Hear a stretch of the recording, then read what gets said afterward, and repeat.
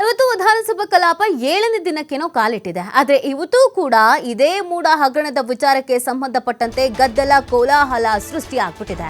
ವಿಧಾನಸಭೆಯಲ್ಲಿ ಕಲಾಪದಲ್ಲಿ ಮತ್ತೆ ಇವತ್ತು ಕೂಡ ಗದ್ದಲ ಕೋಲಾಹಲ. ವಿರಾಮದ ಬಳಿಕ ಮತ್ತೆ ವಿಧಾನಸಭೆ ಕಲಾಪ ಆರಂಭ. ಆದರೆ ಇದೇ ವಿಚಾರ ಪ್ರಸ್ತಾಪ. ಕಲಾಪ ಆರಂಭವಾಗ್ತಾ ಇದ್ದಂತೆ ಪ್ರತಿಪಕ್ಷಗಳಿಂದ ಧರಣಿಯನ್ನ ಮತ್ತೆ ಮುಂದುವರಿಸಿದ್ದಾರೆ. ರಾಜ್ಯ ಸರ್ಕಾರದ ವಿರುದ್ಧ ಘೋಷಣೆಯನ್ನ ಕೂಗಿ ಆಕ್ರೋಶವನ್ನ ಹೊರ ಹಾಕಿದ್ದಾರೆ. ಮೂಡ ಲೂಟಿ ಅಂತ ಘೋಷಣೆ ಕೂಗಿ ಧರಣಿಯನ್ನ ಮಾಡಲಾಗ್ತಾ ಇದೆ. ನಿನ್ನೆ ರಾತ್ರಿ ಕೂಡ ಇದೆ ಹೈಡ್ರಾಮಾ ಆಗಿತ್ತು. ಧರಣಿ ಮಧ್ಯೆಯೂ ಸರ್ಕಾರದಿಂದ ವಿಧೇಯಕಗಳ ಮಂಡನೆಯ ಪ್ರಯತ್ನ ಕೂಡ ನಡೀತಾ ಇದೆ. ವಿಧಾನಸಭೆಯಲ್ಲಿ ಕಲಾಪದಲ್ಲಿ ಮತ್ತೆ ಗದ್ದಲ ಕೋಲಾಹಲ. ಬಿಜೆಪಿಯ ಹೈಡ್ರಾಮಾ, ಕಾಂಗ್ರೆಸ್ನವರ ಹೈಡ್ರಾಮಾ.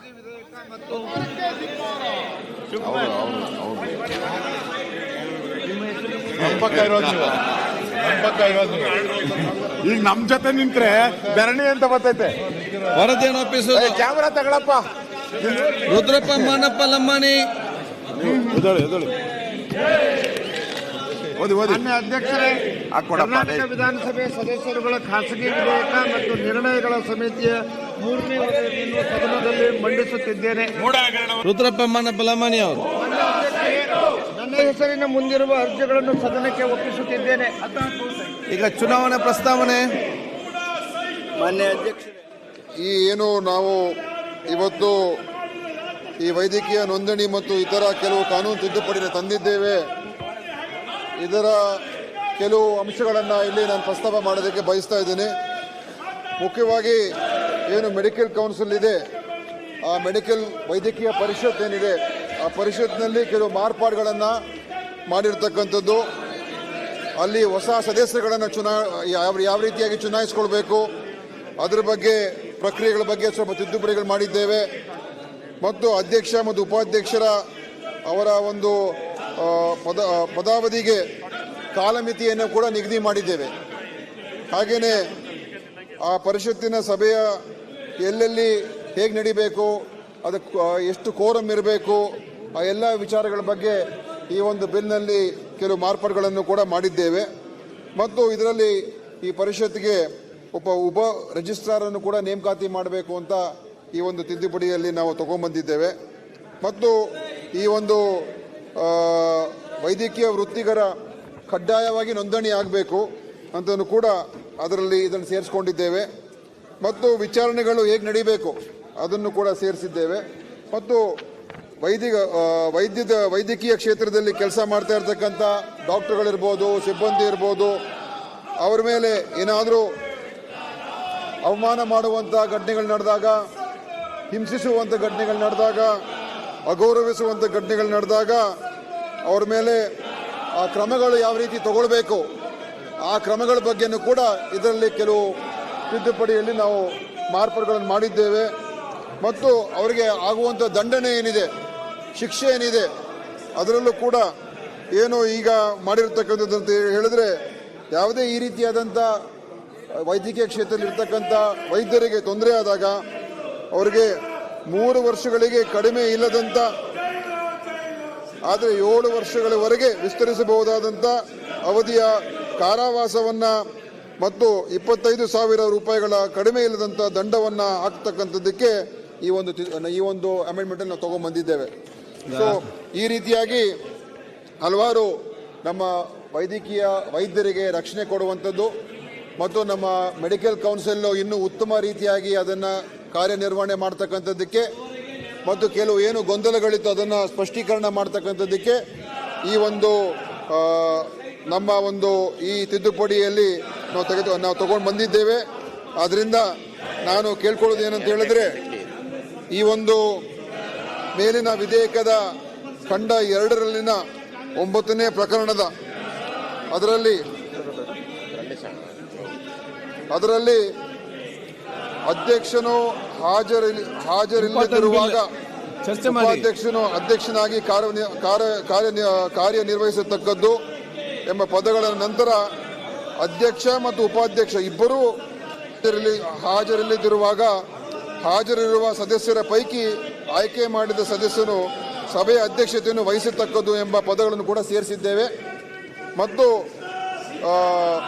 ಎರಡನೇ ಉಪಕರಣದಲ್ಲಿ 8 ಸದಸ್ಯರಾಗಿರತಕ್ಕದ್ದು ಎಂಬ ಪದಗಳ ಬದಲಾಗಿ 4 ಸದಸ್ಯರಾಗಿರತಕ್ಕದ್ದು ಎಂದು ಪ್ರತಿಯೋಜಿಸತಕ್ಕದ್ದು. ಈ ಎರಡು ಏನು ಈ ಮೇಲಿನ ವಿಧೇಯಕದ ಖಂಡದಲ್ಲಿ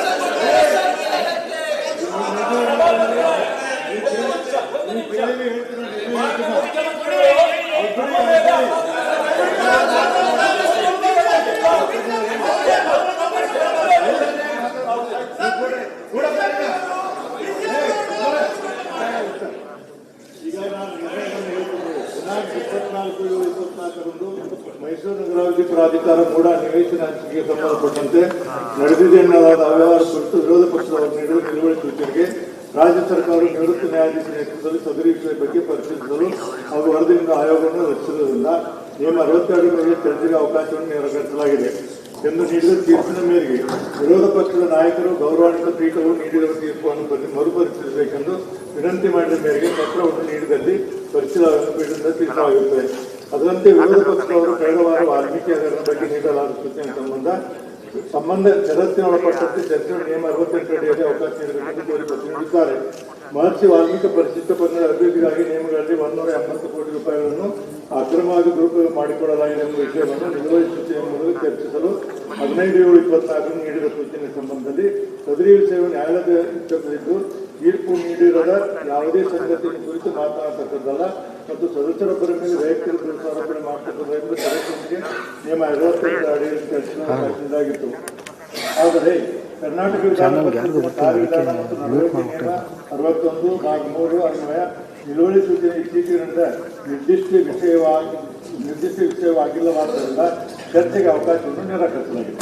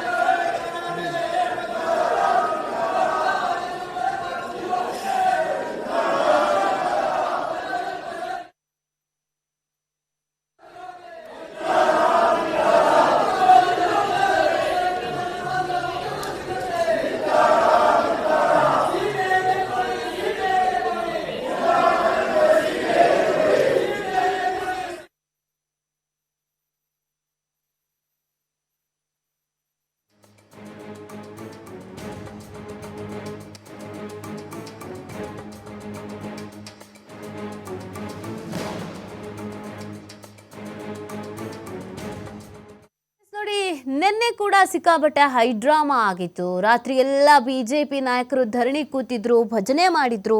ಇವತ್ತು ಕೂಡ ಅದೇ ಮುಂದುವರಿತಾ ಇದೆ. ಒಂದು ಕಡೆಯಲ್ಲಿ ಈ ವಿಧೇಯಕಗಳ ಮಂಡನೆ ಮಾಡಲಾಗ್ತಾ ಇದೆ, ಇನ್ನೊಂದು ಕಡೆಯಲ್ಲಿ ಧರಣಿ ಮಾಡಲಾಗ್ತಾ ಇದೆ.